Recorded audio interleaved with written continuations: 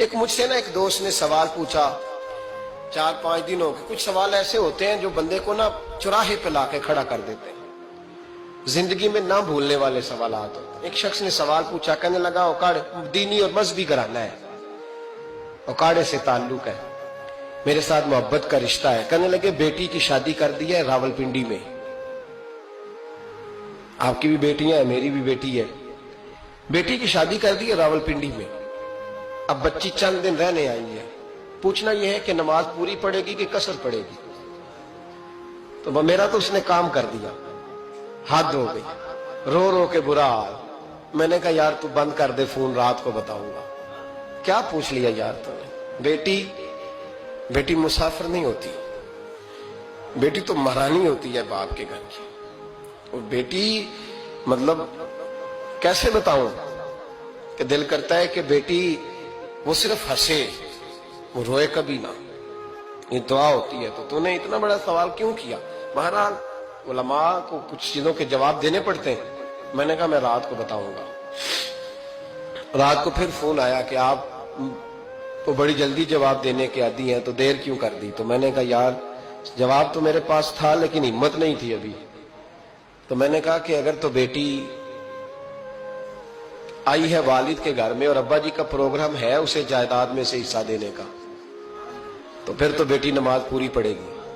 لیکن اگر ابا جی نے علیحدہ کر کے انگوٹھا لگوانا ہے تو پھر بیٹی مسافر ہے. اگر ابا جی نے اس کو علیحدہ کر کے انگوٹھا لگوانا ہے نا کہ دے دے بھائیوں کو, خیر ہے تیری شادی پہ خرچہ کر دیا ہے. اگر ابا جی کے دل میں نے کہا یہ ابے سے فتویٰ پوچھ لو, اگر ابا جی کے دل میں چور ہے نا کہ بیٹی کو دینا کچھ نہیں, تو پھر بیٹی نے نماز قصر پڑھنی ہے. اس لیے کہ پھر وہ وہاں حصے دار. اس کی دلیل حضرت عثمان غنی رضی اللہ تعالیٰ عنہ حج کے لیے تشریف لے گئے, تو لوگوں نے حضرت عثمان غنی سے کہا کہ نبی پاک بھی قصر نماز پڑھتے تھے, حضرت عمر بھی حج کے موقع پر قصر پڑھتے تھے, ابو بکر بھی, آپ کیوں پوری پڑھتے؟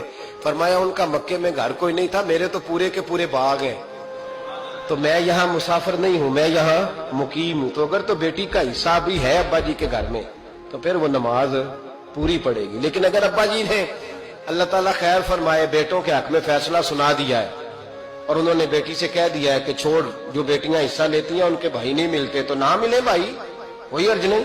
ضروری ہے ظالم بھائیوں سے رابطہ رکھنا جو کھا جائے بہنوں کا حصہ.